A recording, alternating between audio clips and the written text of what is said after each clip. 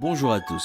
Aujourd'hui, on va parler du combat entre Jake Paul et Anthony Joshua, AJ, qui a fini son combat par un sourire et une patate dans la mâchoire à Jake Paul.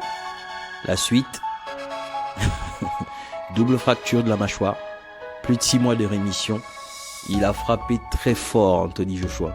Et ce qui est malicieux dans la façon dont AJ a géré le combat, c'est le petit sourire malicieux qu'il envoie à Jake Paul avant de lui décocher la mâchoire. Le combat a duré 6 rounds et au final, le sourire de Anthony Joshua vient du fait que pendant tout le combat, Jake Paul lui a tourné autour. Avant le combat, Jake Paul lui a manqué de respect ouvertement. Jake Paul a son habitude, arrogance à l'extrême, et à un moment donné, Anthony Joshua devait lui fermer la bouche. Aussi pour lui, parce qu'il a quand même beaucoup provoqué, mais aussi pour tous les gens autour, parce que il faut pas se mentir, il y a beaucoup de gens qui voulaient voir Jake Paul à terre dans le cadre d'un combat. Pendant ce combat, les deux ont gagné. Par rapport au combat, c'est AJ qui gagne et défaite pour Jake Paul.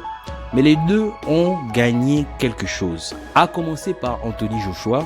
Ce qu'il a gagné dans ce combat, c'est le fait de relancer indirectement sa carrière. Pourquoi? Parce que le dernier combat d'Anthony Joshua, c'était une défaite par KO. Et du coup, il avait besoin de relancer. L'occasion Jake Paul était forcément à saisir. Pourquoi? Parce que pour commencer, le fait qu'il se positionne face à Jake Paul, ça donne de l'ampleur au combat parce qu'on se dit, enfin, on va voir Jake Paul se faire casser la bouche. Et du coup, c'était très vendeur. Ça a attiré les gens. En fait, les gens avaient vraiment envie de voir ça.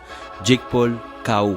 Et du coup, ça a vraiment relancé l'engouement autour du combat. Il a déjà gagné, en fait, une espèce de fanbase. Pourquoi? Parce que c'est très important dans la boxe d'avoir de la notoriété. Parce que quand un combat de boxe est organisé, on a besoin de vendre des places. Il faut avoir des capacités d'avoir des fans sur d'abord la carrière de boxeur et des fans aujourd'hui, parce que Anthony Joshua fait le plein de nouvelles personnes qui seront fans de lui et qui vont potentiellement regarder ses combats par la suite, parce que il s'est présenté comme le gars qui a fermé la bouche à Jake Paul. Enfin, quoique il se taira pas, mais pour une bonne fois pour toutes, il a eu la leçon qu'il fallait, et ça fait en sorte que vous puissiez engranger des fans. Et Anthony Joshua en a besoin à son stade de carrière, de pouvoir reprovoquer des engouements pour continuer à faire des combats, parce qu'il ne faut pas oublier que l'élément le plus important dans un combat de boxe, bien sûr, c'est le palmarès des deux boxeurs, mais Anthony Joshua, il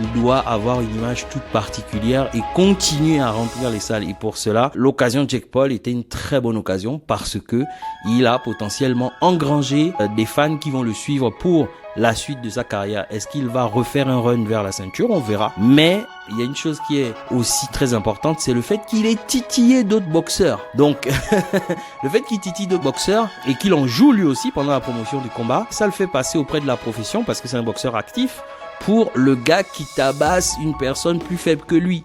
Et du coup, les autres boxeurs vont avoir un regain de vengeance et se dire, voilà, il tape des personnes plus faibles que lui, donc on va lui donner une chance pour lui prendre, pour le corriger lui aussi à son tour.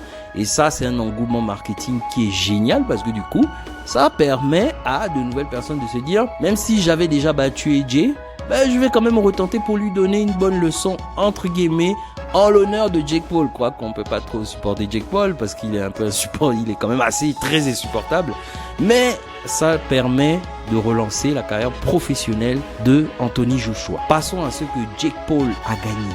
Jake Paul, il a gagné, pourquoi? Parce qu'il ne faut pas oublier que Jake Paul vient du monde du marketing et de YouTube. Quand vous êtes un YouTuber et que vous avez beaucoup de notoriété, ça s'exporte facilement dans plusieurs domaines, et c'est ce que Jake Paul a compris. Donc il a exporté sa notoriété dans le monde des sports de combat. Pourquoi?